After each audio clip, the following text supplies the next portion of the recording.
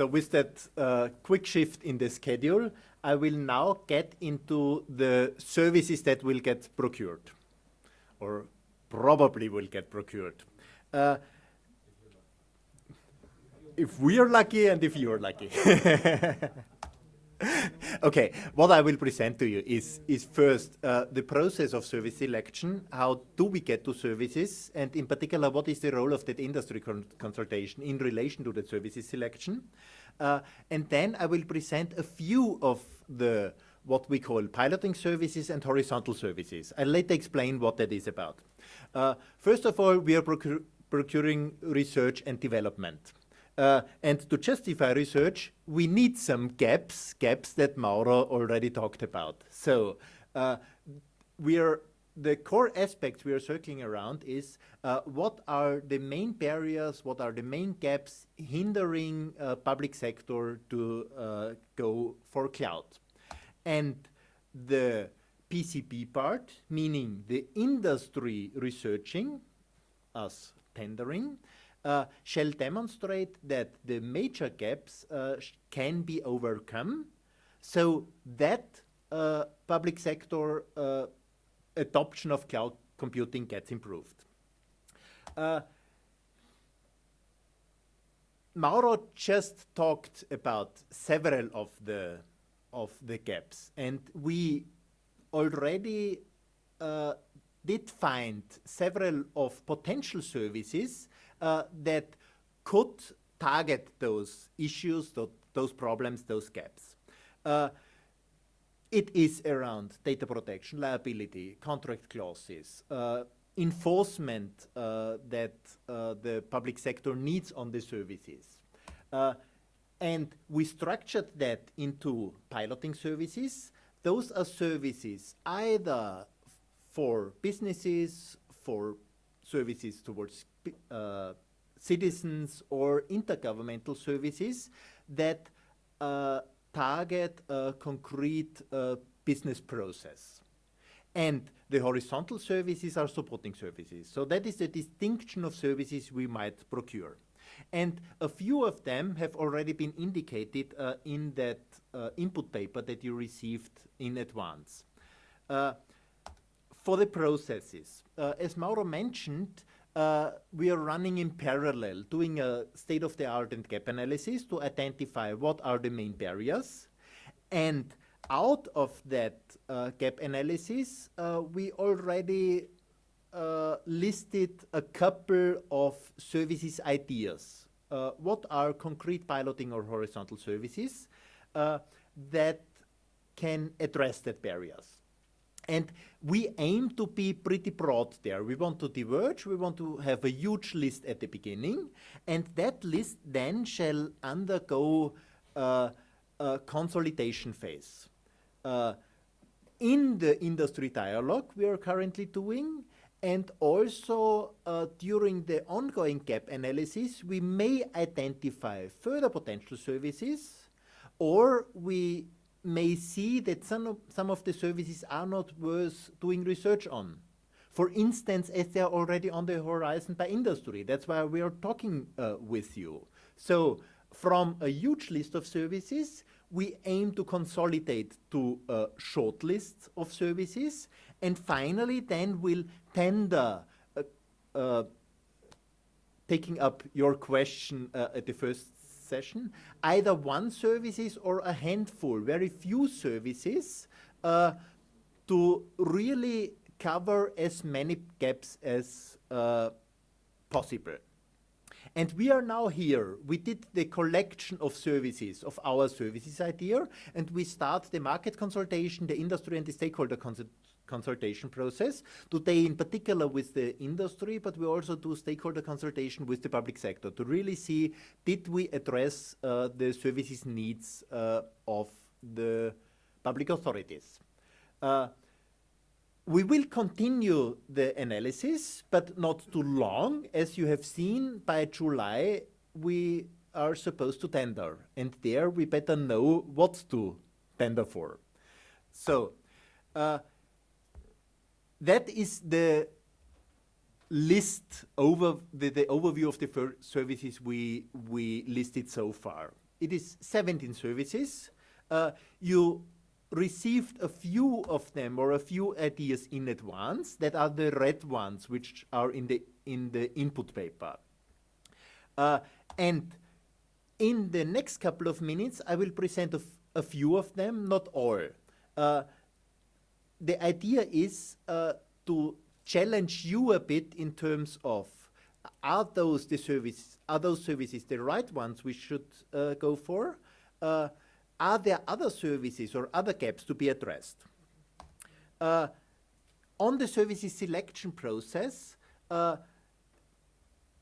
due to limited budget reasons, certainly not all of those 17 or let's say 20 or 25 services that we will find in the next months will be selected.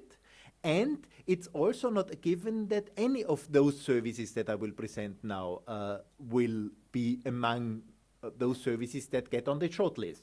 That's why we do that consultation, to really squeeze out what are the research needs that the public sector really needs, or what do you as industry see as research needs. We seek comments on both, on the gaps that Mauro has presented and also on the services. We can stand praise, so you can give positive comments, but we are pretty much interested also in the negative comments. Where feel free to criticize us, in particular in terms of is any services not worth doing any research on it, because you as industry anyhow will deploy that within 2 months.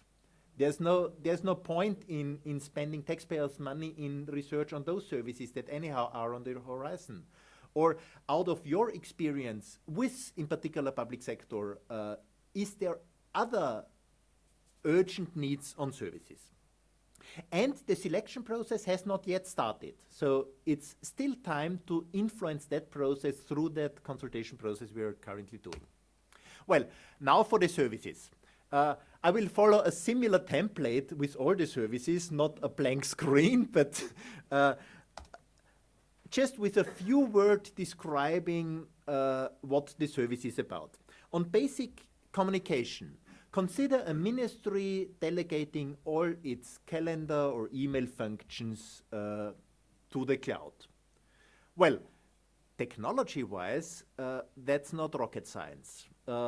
Email services in the cloud are out there for a few months or even more. And email services are probably amongst those that enterprises will outsource to cloud services in the first run. However, if you think of a ministry, email is used, or some say misused, for the whole range of government services you have. It's applications by the citizens. It is ministers talking to each other. So you inherit all the data protection, security, archiving, access control issues one has as soon as you put all the emails or the calendar of the minister or the commissioner out to the cloud. So the beauty of that service is, technology-wise, nothing new out there. But is the technology really ready? The question to the industry to provide all the data protection and security requirements the public sector has, including the access rights. If the responsibilities of a ministry change, all of a sudden, another ministry needs access, and that usually directly goes via the HR of the ministry. So that's the first service. Second service, document management. Consider for a second that document processing moves from the desktop to the cloud. I'm looking to my colleague Ronnie from Microsoft here. Such services exist. Think of Google Docs, think of Office 365. So the technology is out there, but as with the basic communication services, once the internal processing of information of the public sector is outsourced, you inherit the same issues I talked about with the email service.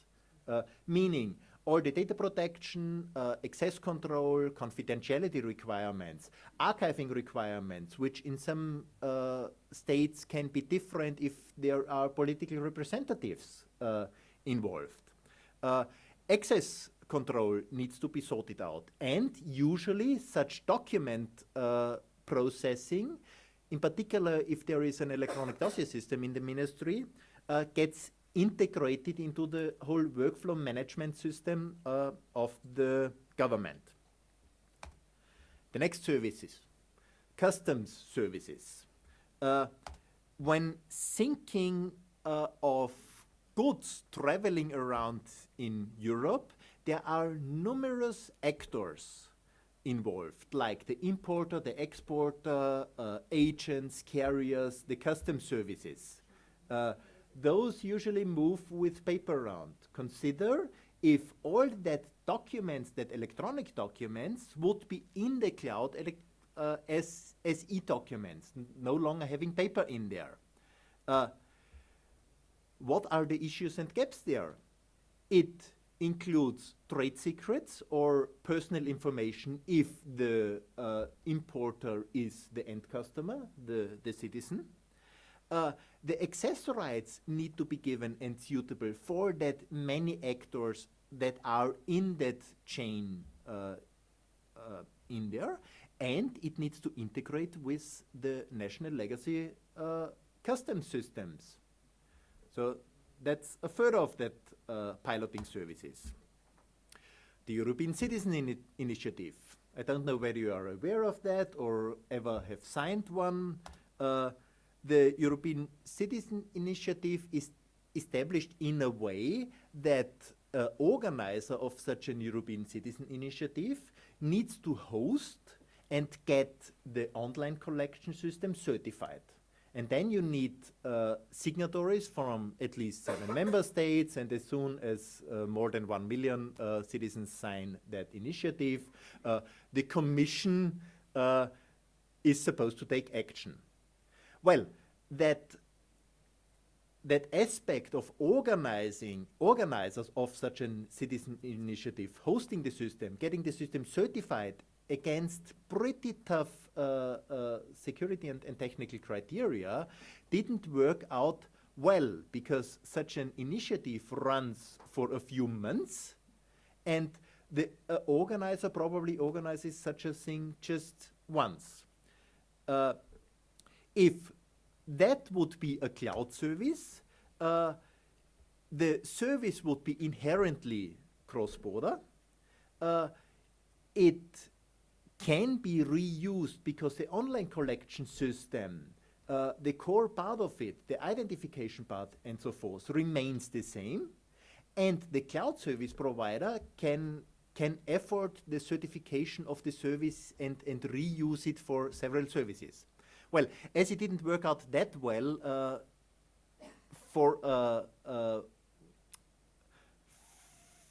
to assist launching the citizen initiatives, the Commission hosted the system, because the main issue for the organizers really was to get the system hosted, get it certified, and be in charge of that thing. An issue certainly there is data protection, as in several services, because whether you sign such a petition or not is maybe highly sensitive data. A further piloting service, legislation-aware storage.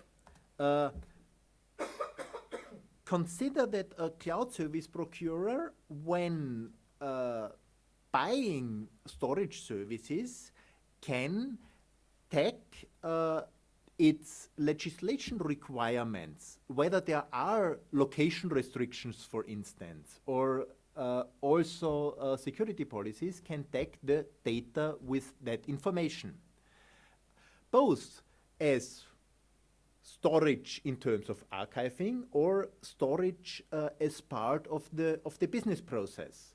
One issue several public authorities see is that the data classification or the data categorization, usually not done by the public authorities anyhow, but some data needs to store within the geographic boundaries.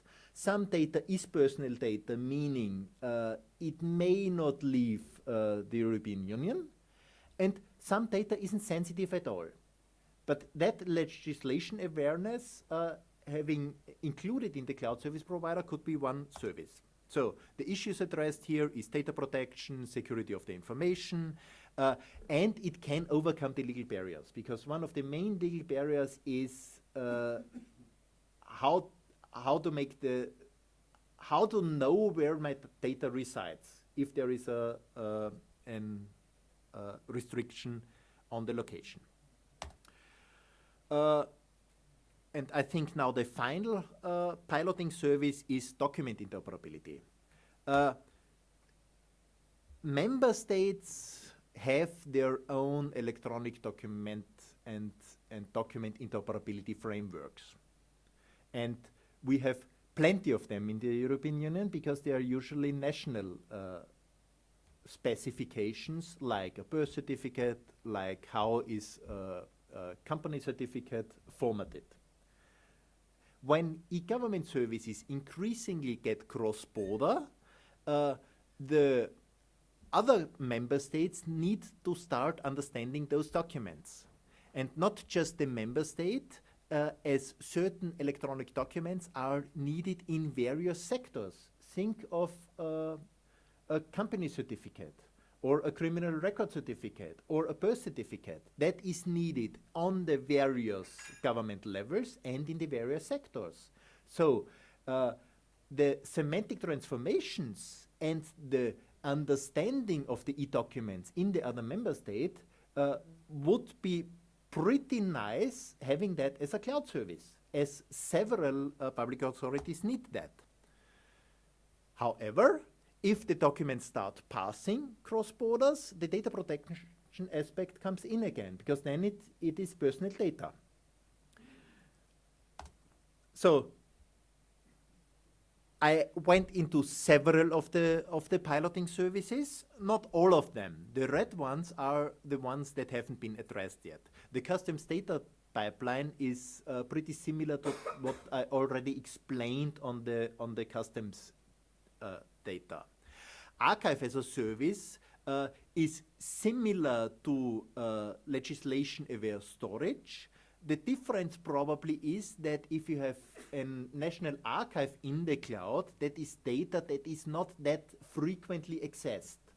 So the data protection or data confidentiality issue can easily be handled by encryption services where the public authority keeps the keys, which gets increasingly difficult if you have frequent data access, and in particular if you have software as a services approaches. Think of the mail services, basic communication. You usually would expect that you have an webmail access there, meaning that the cloud service provider does some sort of presentation. So keeping the keys in the public authority would hinder that. Now, a few of the horizontal services. Those are, as I mentioned, the services that assist or facilitate some of the other services. The first service would be electronic identification as a service. Well, authentication in the cloud using OAuth protocols or others is not rocket science either.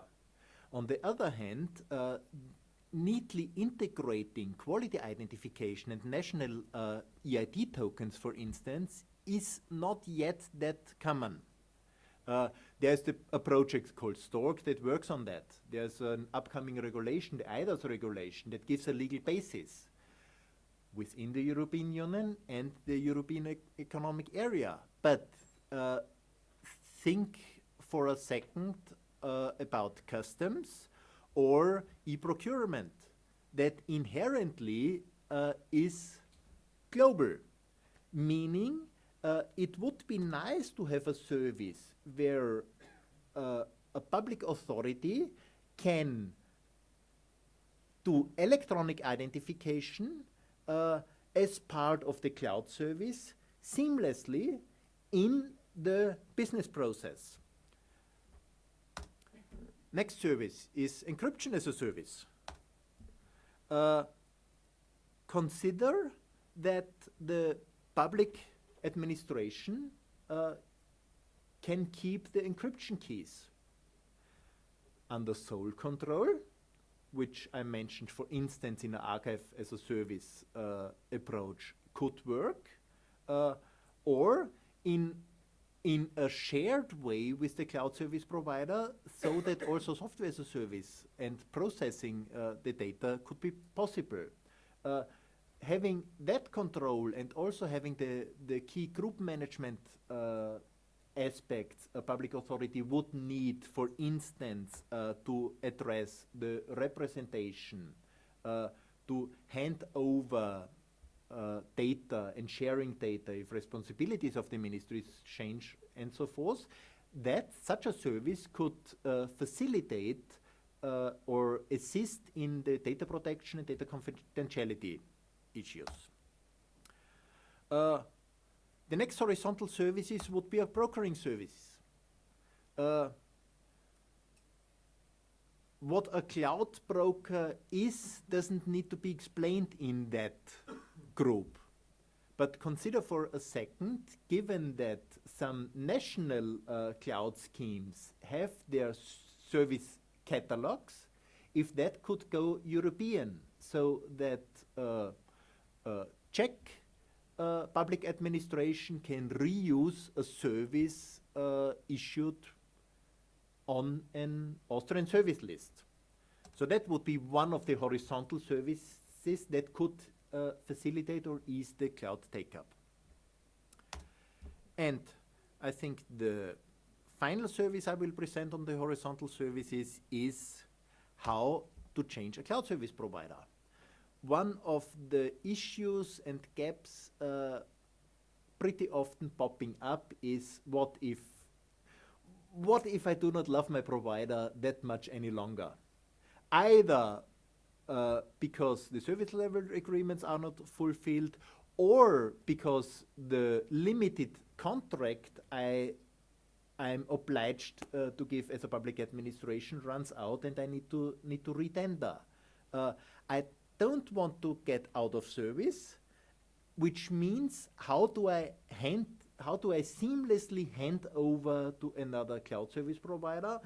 Not talking about infrastructure as a service here, but getting higher up into the hierarchy to platform as a service, which might work well, but with software as a service, we are not aware of any neat solutions. So that could assist in putting mission-critical services to the cloud. I didn't mention 3 of the red services here for the sake of time. Independent third-party assurance relates to service continuity as well, having sort of escrow services where you can seamlessly take over the service. Cloud certification, which is an aspect of trust, or also doing more on the open source cloud service stacks. So those are the services we identified so far, and I just wanted to give you a glance on it to feed the discussion that we will have later on. And remember, it is not a given that certainly not all of those services get procured, but it is not a given that one of those services gets procured. And we're eagerly awaiting the discussion with you as the industry, which has more insight in those services, whether you see other services that we should go for. So what comes next? A coffee break. A coffee break with a networking session, and we probably can extend the networking session even a bit because we were faster than we thought. And then we search your input. What of what you heard sounds useful to you, and what doesn't sound useful to you? So criticize us and give us constructive comments in criticizing, if I may ask for that. What do you see as the industry could bring the cloud market for the public sector forward? What are we missing in all of that, and where are we wrong? What would you see, for instance, doesn't justify any research money, and that is the most important aspect?